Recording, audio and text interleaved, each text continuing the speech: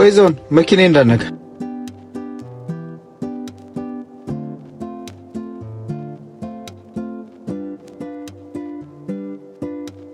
እንዴት ነው አየሩን ለመድከው?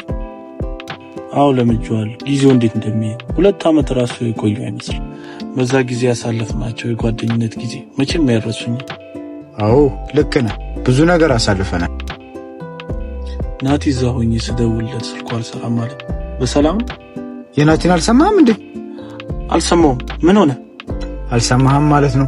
የሌለ ከስሮ የዳበደው ነው ያለውን ነገር ሽጦ እንዳለ ጎዳና ወጣ አይደል? የኛ ናቲ ምን አገር ምድሩን በቅፈላ ማሯ አይደል? እኔ ራሱ ሳይው እንዴት እንደመረረኝ እሱን ሳይው መንገድ ነው የምቀይረው። የምርህን ነው የምትል? ናቲ እኮ የዛ ጊዜ ሁላችንም የችግራችን ደራሽ ነበርኩ። ለኛ እኮ ለጓደኞቹ ሟች የነበረ ልጅ እኮ። ታዲያ ለሱ ይሄ ነው የሚገባ? ስንት የሚያሳስበኝ ነገር እያለ ለሱ ልጨነቅ? እንደውም እስከዛሬ ቀፈለኝ ውለታ አለበት። በጣም ነው የሚገርመው። እሱ ባለው ጊዜ ግን አድርጎልን ምችሎን አድርጌያለሁ ብሎ አልተወን። ዛሬ ቢያጣ ጓደኝነቱን ወደ ውለታ ቀየርከው። እውነተኛ ጓደኛ ማለት ባለም ሰዓት በወደቅም ሰዓት ከጎን የሚሆን።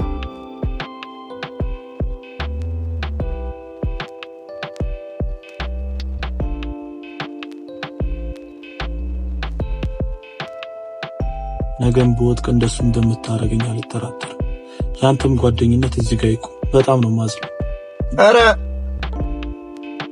ተናግረሞታል አሽቃባጭ። አንተም ተያይዘው ውደቅ። ምን አባቱ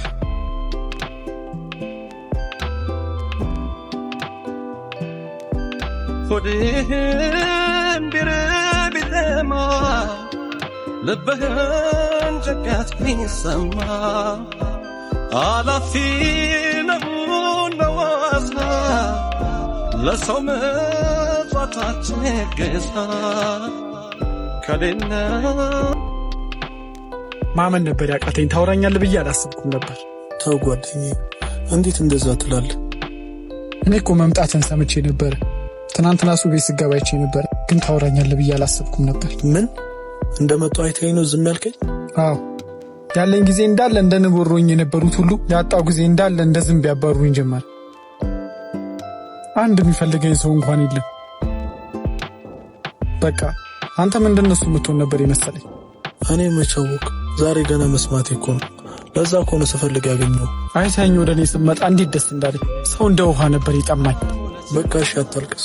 ባለቅስ እኮ ደስ ስላለኝ እኮ ነው። ምኑ ናህል የኔ ፍቅር? ወይኔ እኔን ይናገረኛል።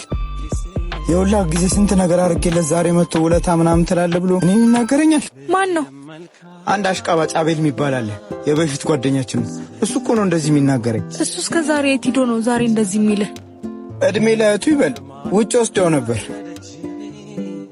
ደሞ አውቆ ለምን ዝም አልከው እንዳልለው ቀድሞ ስለ ናቲ ይጠይቀኛል። አገር ምድሩ ያወቀውን ነገር እኔ አላቅም ይለኛል። ለነገሩ ይህች ሙድ መች ጠፋችኝ። እኔ ስላለፈልኝ ደስ ስላላለው መፋቻ ሰበብ ነው መሰለኝ። ሲጀመር አንተ ነህ ጥፋተኛ። ሳያልፍልህ በፊትና ካለፈልህ በኋላ የነበረው አንድ አይደለም። ማንም ስትለወጥ አይወድም። ለዛ ከማንም ጋር ያለህን ነገር መተው ነው። ማንም ስትለወጥ አይወድም። ለዛ ከማንም ሰው ጋር መሆን መተው ነው። እሱማ ትቻለሁ።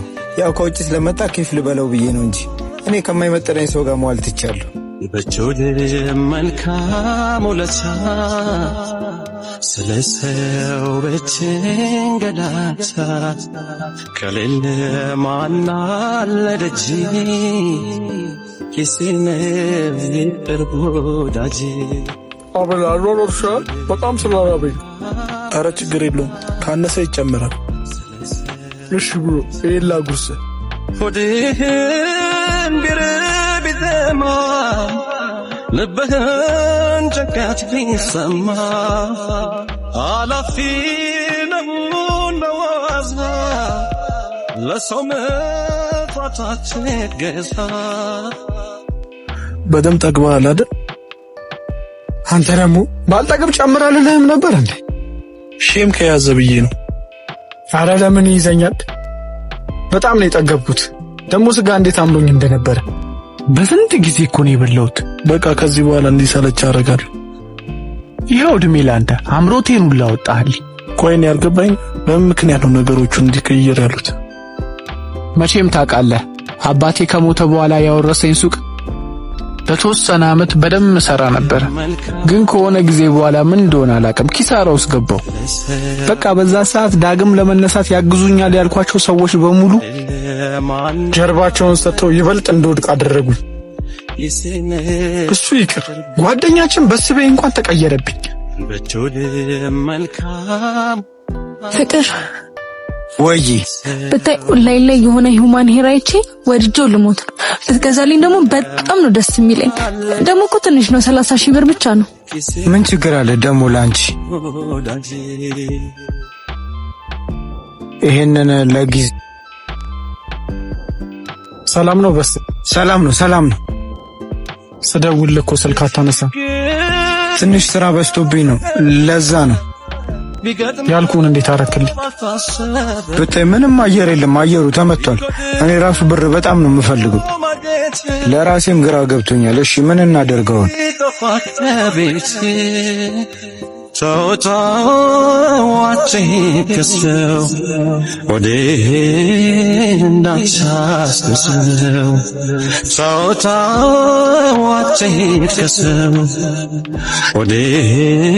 ደፋር ምንድነው?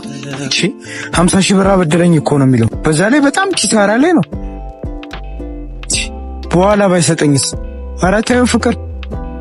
ለማንኛውም ይሄንን እንኪ፣ የቀረውን ትራንስፈር አድርግልሻል። ቢያንስ ጓደኛዬ ስለነበር ትልቅ ተስፋ ነበር። ለወድቅ ስል ድጋፍ ይሆነኛል፣ ከወደንኩ እንኳን ደግፎ ያነሳኛል ብዬ ነበር ማስበው። እሱ ግን በወደኩ ሰዓት እንደሌላው ሰው ነው የሸሸኝ። ግን ጓደኝነት በብር መተሳሰብ ሳይሆን በወንድምነት መተሳሰብ ነው። ከጎጆ ቁልት ቢጠፋ ችግር ሰንደቆን ቢያወጣ በሐሳብ ገላ ቢከሳ አንተነት